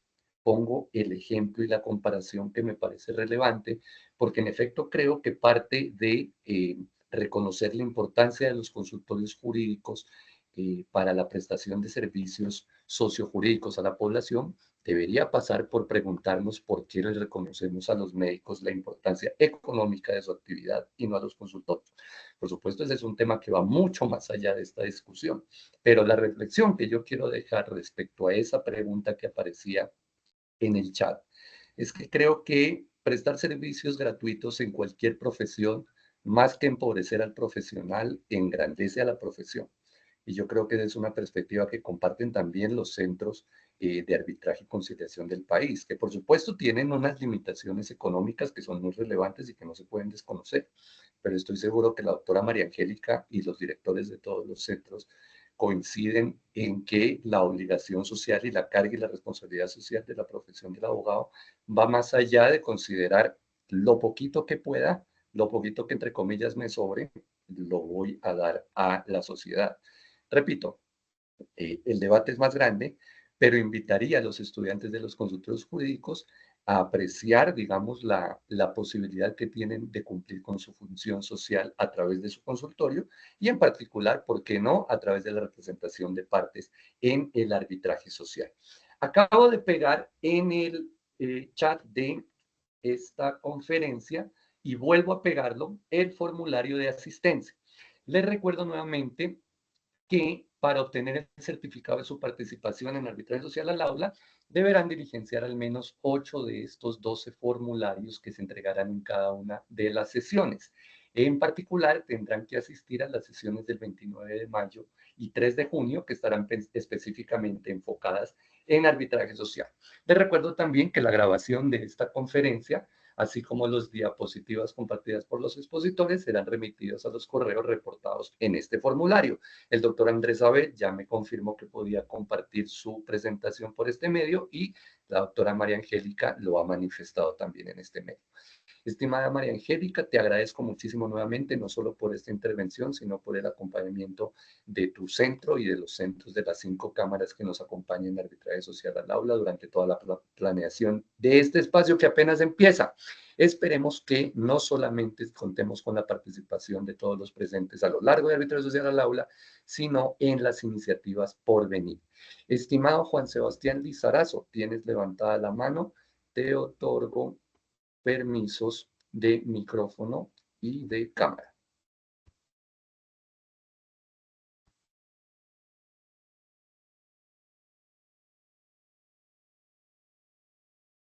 Hola, buenas tardes, ¿me escuchan? Escuchamos. Bueno, no, un comentario muy pequeño, en verdad, felicitaciones por la iniciativa. El ministerio y los centros estaban en deuda y creo que se está cumpliendo lo que se promovía desde el punto de vista normativo, regulatorio, desde la academia y pues yo ya tengo algo de experiencia en esto, entonces estoy aquí para fortalecer conocimientos que nos sobran, en serio. Y estoy seguro que va a ser todo un éxito. Veo pues muchísima gente, son 619 personas. Entonces pues nada, simplemente era eso, extenderles las felicitaciones y pues la charla introductoria estuvo buenísima para aquellos que no están tan familiarizados con el arbitraje y pues que es un mundo maravilloso. Eso es todo. Felicitaciones de nuevo. Muchísimas gracias, Juan Sebastián. Como dices, estamos de acuerdo en que falta conocimiento en la comunidad general del país sobre el arbitraje social. Una de las iniciativas que nosotros hemos adelantado con la promoción o el acompañamiento a un grupo de trabajo inicialmente conformado por las Universidades Nacional y de los Andes, detectó el trabajo de este grupo precisamente que no solamente falta conocimiento del arbitraje social en la población que puede acceder a este servicio, sino incluso en muchos de los centros que ya tienen el mecanismo de arbitraje en el país. Esto no es raro porque en muchos centros no se practica el arbitraje entre comillas pago, lo que explica el desconocimiento que puede haber sobre el arbitraje social. Pero esa es la razón por la que invitamos en esta oportunidad también a los centros de arbitraje, conciliación y amigable composición de todo el país, tanto a los que ya tienen el servicio de arbitraje como a los que puedan tener interés en brindarlo y, ¿por qué no?, iniciarse en este servicio a través del arbitraje social. Puede ser gratuito, puede ser que no tenga ingresos para los centros, pero creo yo que fomentar el arbitraje social puede incluso ser una vía para fomentar el arbitraje pago en los centros. En ese sentido, me alegra nuevamente que contamos con aproximadamente 400 miembros de los centros de conciliación, arbitraje y amigable composición del país. Estamos, creo yo, los que debemos estar. Los directores y miembros de los centros, los directores y miembros de los consultores jurídicos y los estudiantes. Esperamos que este espacio a la larga genere articulaciones entre los centros y los consultorios para seguir promoviendo el arbitraje social. Estimado Víctor Arturo.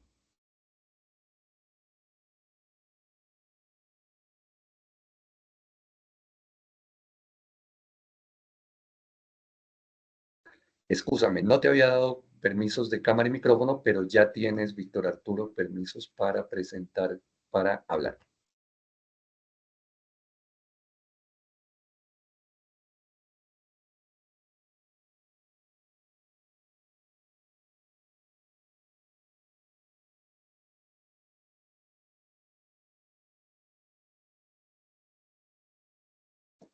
Bueno, creo que Víctor Arturo tiene algún problema con su conexión.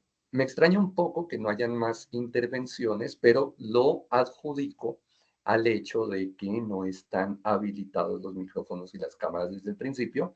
Me parecería en principio que esto es algo accidental, que no debería tener relación, pero la experiencia nos indica que cuando los micrófonos y cámaras están habilitados desde el principio, hay mucha participación. Es posible que las personas más dispuestas a participar se desanimen cuando ven sus micrófonos y cámaras deshabilitados, pero de una vez les dejamos la aclaración de que durante estas sesiones tendremos que mantenerlas deshabilitadas, pero siempre las activaremos al momento de permitir las participaciones de los intervinientes. Siendo en este momento la 1 de la tarde y teniendo en cuenta que no tenemos más intervenciones, a menos que Víctor Arturo pueda encender su micrófono, yo volví a pegar en este momento el enlace a José, si la... hay dos personas más. O Es sea, posible están que yo no esté Víctor, viendo las Sandra manos, y perdón. Yamile. Ay, excúsenme, ócale. Entonces, doy la palabra, perdónenme, ya las vi, sí. Activo por acá. Micrófono y cámara a Sandra Muñoz. Alcanzo a ver aquí el nombre, perdónenme que no vea el apellido. Tienes la palabra.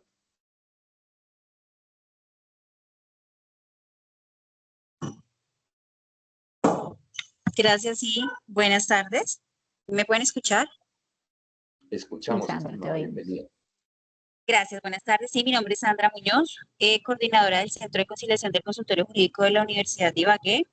Primero, pues quiero agradecerles a ustedes por podernos, pues, incorporar a nosotros los consultorios jurídicos dentro del arbitraje. Nos parece que sí es importante, pues, empezar el ejercicio de brindar este servicio a la comunidad desde el punto de vista del arbitraje social. Sin embargo, pues, tengo algunas inquietudes específicamente, pues son dos. Una es con relación pues al funcionamiento que vamos a tener, o sea, digamos, si el Centro de Conciliación del Consultorio Jurídico en la universidad quisiera empezar a innovar dentro del ejercicio de esta prestación de este servicio en cuanto al arbitraje social, nosotros requerimos de alguna autorización por parte del Ministerio de Justicia y del Derecho para iniciar con esta actividad, con esta pues, atención a la comunidad, o cómo sería. Y de una vez hago la segunda pregunta. La segunda pregunta es con relación a las competencias que se nos asignan a nosotros como consultorio jurídico en cuanto a lo que dispone la ley, que nosotros atendemos a personas naturales, más no jurídicas, para la prestación del servicio, bueno, de cualquiera de nuestros servicios.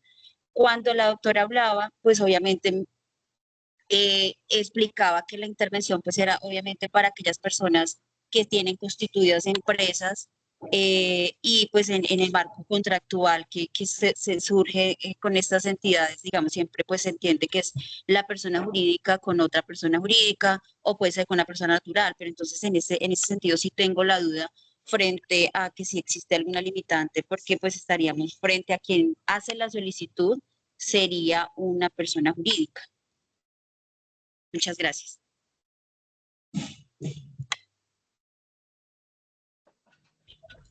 Estimada, muchísimas gracias por tu pregunta, por tus dos preguntas. La primera en particular me despierta la siguiente reflexión que es muy relevante porque de hecho nos han llegado consultas de consultores jurídicos en este sentido. La competencia básica de los consultores jurídicos en el arbitraje social y la función básica es la de acompañamiento como representantes de parte en los arbitrajes sociales. Los centros de conciliación de los consultores jurídicos, es importante resaltarlo, no pueden pedir autorización para ejercer ellos mismos la prestación del arbitraje, ni del arbitraje social, ni del arbitraje pago, digamos. Esta facultad solamente está para lo que interesa a los consultores jurídicos en las facultades de derecho de las instituciones de educación superior. A través de las facultades sí se pueden abrir centros de arbitraje que podrían eventualmente tramitar arbitrajes sociales. Ha habido voces que piden que se reforme el decreto 1069 para permitir que los consultorios jurídicos abran específica y únicamente centros de arbitraje social. centros de mecanismos alternativos o complementarios de solución de conflictos, siempre pensados para la prestación de servicios gratuitos. Como se imaginarán, esta es una propuesta que de avanzar sería de larga data. Por ahora lo que importa es que los consultorios pueden prestar el servicio representando a las partes, pero además promoviendo el arbitraje social en estrategias pedagógicas a la población que acude a sus consultorios en general y en particular, y aprovecho para hablar de este punto, incluyendo el pacto arbitral en los contratos que puedan elaborar para sus usuarios. Esta recomendación viene con muchos paréntesis, empezando porque la cláusula arbitral debería asegurar que el arbitraje se podrá llevar a cabo de manera gratuita, lo que no es fácil, pero la resalto porque si lo piensan, esta es una competencia no lo suficientemente desarrollada de los consultorios jurídicos. ¿Por qué lo menciono? En muchas oportunidades los conflictos de los ciudadanos llegan a los consultorios jurídicos en una etapa agravada. Llegan en una etapa en la que ya hay que poner la demanda, en la que ya hay que iniciar un procedimiento. En estas etapas muchas veces el acuerdo para el pacto arbitral es muy difícil alcanzarlo. En cambio, mucho más fácil sería incluirlo en los contratos que los consultorios pueden elaborar para sus usuarios.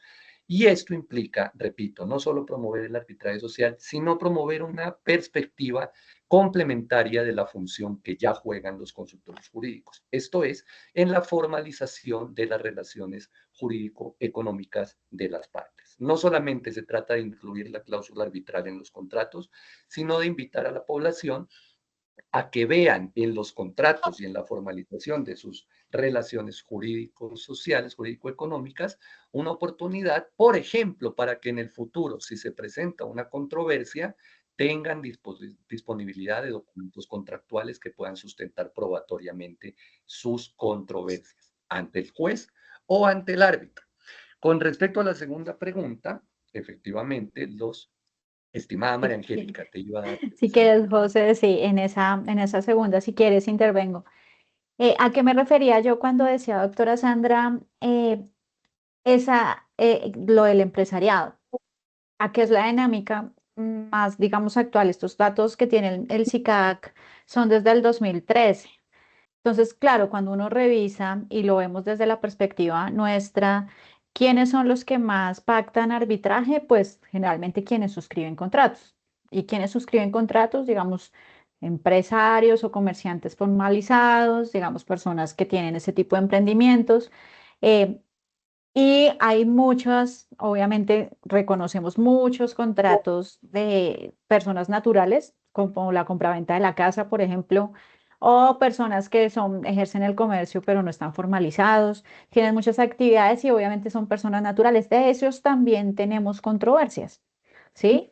No quiere decir que en el arbitraje solo esté pensado para los empresarios, no. Lo que les quería decir, para que también todos queden con ese mensaje, es que como la dinámica de implementación del arbitraje se ha centrado en ese mercado, en ese nicho de personas, pues se suele entender que solo va para ellos, pero justamente no solamente va para ellos. Lo que sí sucede es que, como lo señala José, lo usual es que se prevea el arbitraje en una cláusula compromisoria, pues hay contrato. Y quienes constituyen contratos, pues tienen unas condiciones específicas de realización de sus negocios, ¿sí? No todo el mundo lo constituye. Y por eso es que es muy difícil acceder al arbitraje cuando esos contratos no existen, cuando son contratos verbales. Y formalizar, digamos, el pacto arbitral bajo esa lógica es muy complicado. Pero todos pueden acceder, naturales o jurídicos, obviamente, pues dentro de las condiciones que ustedes vayan a atender a su población. El reto allí de los consultorios, de lo que nosotros hemos visto, es que en última sí exista un pacto arbitral para que sí exista un arbitraje y haya una demanda y los estudiantes puedan representar a las partes que es, digamos, la función primordial que prevé la normativa relacionada con el consultorio jurídico, y es esa. Y dice claramente que los estudiantes pueden representar a las partes en arbitraje, que es lo que nosotros también quisiéramos apuntarle mucho en el entrenamiento de los estudiantes, de los profesionales, pues casi ya profesionales, para que cuando tengan que abordar un arbitraje ya como profesionales, pues no estén como tan perdidos en esa lógica, sino que se aproveche el consultorio jurídico para que allí también tengan experiencia. Y es parte de lo que nosotros hemos promovido con los consultorios, por lo menos que han estado vinculados con nosotros. Preguntaba también cómo puede hacerlo. Digamos que por ahora no lo puedo manifestar desde el sector cameral completo. Esto es una iniciativa que se está construyendo, pero la Cámara de Comercio de Bogotá, desde la ciudad en la que ustedes se encuentren, nos pueden abordar. Yo les dejo en el chat mi correo electrónico y nosotros podemos contarles lo que hacemos, cómo lo hacemos. Si están interesados, les podemos apoyar. Claramente sí, eventualmente tendríamos dificultades para desplazarnos a hacer formación, pero pues hay muchas opciones y pues la opción es la virtualidad y podemos hacerlo de forma virtual y vincular a los estudiantes para que vayan por lo menos empapándose en esto, trabajando en esto, viendo cómo los podemos apoyar en la conformación de esas lógicas, por lo menos de orientación, frente a una nueva perspectiva del consultorio jurídico. Y pues allí podríamos hacerlo como lo hemos venido haciendo con otros centros, otros consultorios que están interesados. Entonces, si ustedes quieren, igual me pueden escribir si están interesados y podemos contarles cómo es la iniciativa, que es un poco lo que ya les mostré hoy. Pero por supuesto, los centros de las regiones, si se suman a la iniciativa, pues también van a estar seguramente dispuestos a apoyarlos en lo que requieran. Muchísimas Ok, gracias, muchas estimada. Yo te rogaría que le demos la palabra a Víctor Arturo Polo solamente, teniendo en cuenta que ya nos pasamos de la hora, pero como él tenía la mano levantada. Antes de darle la palabra, que veo que ya tiene encendido su micrófono, resalto que otra forma muy puntual de promover el arbitraje en los consultorios jurídicos, esto lo repetiré el jueves, es precisamente a través del compromiso arbitral firmado o alcanzado en caso de conciliaciones fallidas, específicamente en el marco de la conciliatón. Yo creo que es importante resaltar que cuando la conciliación falla, es difícil hacer que las partes lleguen a un acuerdo, incluso con respecto a los mecanismos de solución de conflictos. Me parece que es importante resaltar que no puede ser esa la única vía, por supuesto, pero eso no implica desconocer que es una vía importantísima, que es un escenario que los consultorios y los centros tienen a disposición este mismo año y que es un escenario que, como nos lo resaltaba María Angélica, pues ya ha dado frutos en escenarios pasados. Yo espero que el día de mañana, el día jueves, perdón, la doctora Carol Pastrana también nos comente un poco la experiencia del Centro de la Cámara de Comercio de Bucaramanga en el Festival de la Conciliación del año pasado. Este año entiendo que retomaré el nombre de Conciliatón, pero no soy quien para decirlo. Excúsenme si de pronto me equivoco. Estimado Víctor, tienes la palabra, por favor. Gracias, doctor. Buenos días a todos. Doctora Monalve, con placer saludarla. Yo tengo una inquietud respecto de la forma como se abordaría en la promoción del arbitraje social, cómo se abordaría el tema de la autonomía de la voluntad de las partes. Es decir, si un microempresario formula en su constitución, llámese una sociedad simple, o una mini empresa o microempresa, de acuerdo a los requerimientos de la ley colombiana, ¿cómo sería el tratamiento de ese principio de la autonomía de la voluntad con personas que no se han adherido o no han firmado el pacto? Doctor Víctor, digamos que dentro de la lógica de la jurisprudencia colombiana es un requisito fundamental que haya voluntariedad, ¿sí?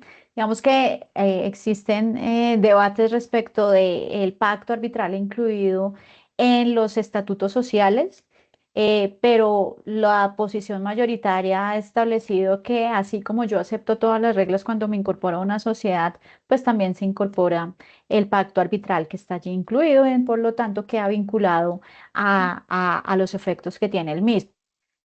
Situación, por ejemplo, análoga sucede cuando la ley previó que quien da garantía de un contrato, quien garantiza el cumplimiento de un contrato que contiene pacto arbitral, se entiende adherido al pacto por esa garantía, digamos que es algo que la Corte Constitucional ha admitido en la medida en que yo podría entonces no garantizar el contrato. Entonces, bajo esa lógica, se podría también establecer el alcance en los estatutos. En lo que tiene que ver, y como lo señalaba José anteriormente, también es relevante y es fundamental, o sea, de hecho es un requisito de existencia del pacto arbitral que haya voluntariedad en materia de ese acogimiento. Hay unas formas y unas reglas de eso, porque pues, por ejemplo, como les digo, en esa lógica de los contratos garantizados, pues hay una regla específica en materia de los estatutos sociales, pues también, así como yo me acojo a todas las reglas de la sociedad, pues hay un pacto arbitral allí acogido y eventualmente yo podría no, entonces, manifestar, no quedar sujeto si es que no es algo de lo que yo quisiera participar, pero pues ahí sí se generan unos temas diferentes en esa materia, pero en general sí podríamos decir, por ejemplo, si hay una asesoría de que estén dando en un consultorio jurídico y lo tenga un estudiante allí, pues no puede obligar a las partes, por ejemplo, en ese momento de la conciliación fallida, a que suscriban un compromiso y queden sujetos al pacto arbitral, porque si ellas no lo quieren así, pues no es posible que eso pase. Y ese sí es un principio, como lo vimos con el señor decano, que es el principio de habilitación, que es algo con lo que no negocia la jurisprudencia colombiana. Muchas gracias. Anotaría yo, Volveríamos entonces en un evento de estos a los que antes nos contó que durante muchos años la Cámara de Comercio de Bogotá aplicaba la proposición de un compromiso, más no de un arbitramiento. Muchas gracias. Señora, ahí se me cortó, ahí no le entendí. ¿Es lo de en conciliación? Que propongamos también que que haya arbitraje si no hay acuerdo. ¿Eso es lo que le entendí? No, que haya compromiso simplemente. Sí, o sea, Porque sí, está lo que ustedes hacían cuando atendían arbitraje así. social en equidad, como usted nos contó antes. Así, sí, señor. Esa es una de las estrategias que nosotros tenemos, que no es muy fácil de lograr, pero es una de las estrategias que tenemos para que en esos asuntos se pueda lograr un arbitraje social. Y así fue como empezó, de hecho, y por esa experiencia fue que se introdujo en la ley 1563 el artículo 117. Pero sí, es una de las formas y es algo que todavía hacemos en conciliación, es algo que proponemos a los consultorios jurídicos, algo de allí cosechamos, no masivamente, pero algún compromiso sí se genera, porque las personas sí quedan como interesadas en resolver efectivamente la controversia y consideran que el arbitraje es la manera. Muchas gracias, muy agregaría, amable. Sí, señor. agregaría yo ahí, estimados, que pues efectivamente la necesidad de un consentimiento previo para acudir al arbitraje es, por supuesto, uno de los retos para promover específicamente el arbitraje social. Precisamente por esto considero y reitero que promoverlo en caso de que fallen mecanismos autocompositivos como la conciliación no puede ser la única vía para promoverlo. Repito, reconociendo la importancia de la promoción a través de esta vía y en particular en la conciliación. Sin embargo, otra vía para solventar esta dificultad es, repito, la inclusión de cláusulas arbitrales en los contratos que los consultorios pueden asesorar. Y esto implica un diseño de una cláusula arbitral. En la última sesión de nuestro programa del 3 de junio, presentaremos la iniciativa de construir una caja de herramientas para la promoción y la práctica del arbitraje social. Y una de las cosas que posiblemente irán en esa caja de herramientas serán modelos de cláusulas arbitrales para promover el arbitraje social. ¿Qué considero yo personalmente? Que podríamos fomentar a través de cláusulas arbitrales el arbitraje social si incluimos, por ejemplo, una cláusula o una disposición en los términos generales de contratación de algunos productores en los que ellos manifiesten su voluntad de acudir al arbitraje social si la contraparte así lo dispone presentando una demanda arbitral gratuita. Esto tiene muchos bemoles. Como ustedes saben, los términos generales de contratación no pueden incluir cláusulas arbitrales que obliguen a los consumidores, pero creo yo que nada impide que los productores o las partes fuertes de los contratos manifiesten únicamente su propia disposición para acudir al arbitraje, de manera que las partes débiles, entre comillas, de los contratos de consumo puedan activar el mecanismo con la manifestación de su voluntad. Algo parecido a lo que pasa en el arbitraje de inversiones, pero por supuesto no es el momento para discutir el tema a fondo. La otra cláusula o la otra propuesta de cláusula que me parece relevante es precisamente la que disponga que las partes solamente estarán obligadas al arbitraje en caso de que el respectivo centro manifieste su voluntad o su aquiescencia a que el trámite se tramite de manera, perdónenme la redundancia, se tramite de manera gratuita. Son discusiones que tendremos a lo largo de estas sesiones y que esperamos presentar particularmente en nuestra sesión del 3 de junio. Creo yo que con esto, y por respeto al tiempo de todos ustedes, es la 1:20 de la tarde.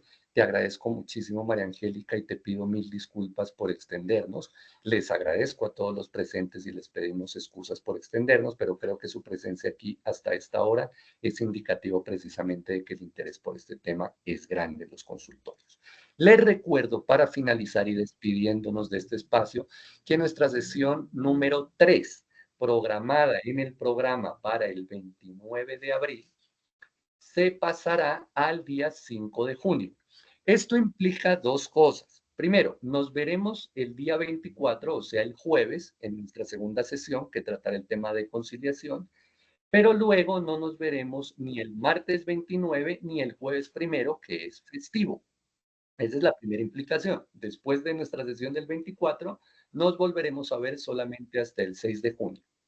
Pero segundo, eso implica que quienes no se han inscrito hasta ahora todavía podrán acceder a la certificación de su participación en arbitraje social al aula, incluso si empiezan a asistir desde el 6 de junio.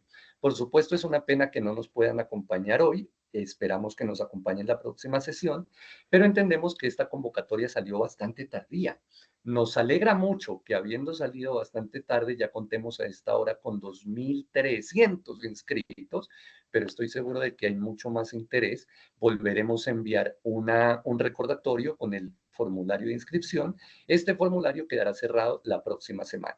El formulario de asistencia a la sesión de hoy, se los advierto, quedará cerrado al finalizar la presente jornada a la medianoche de hoy. Acabo de pegarlo nuevamente. Agradecemos mucho a los consultorios, a los centros, a nuestros aliados, estimada María Angélica, en especial a ti, y nos vemos el próximo jueves. Muchísimas gracias a todos. Muchas gracias a todos. Buena tarde. Gracias, José.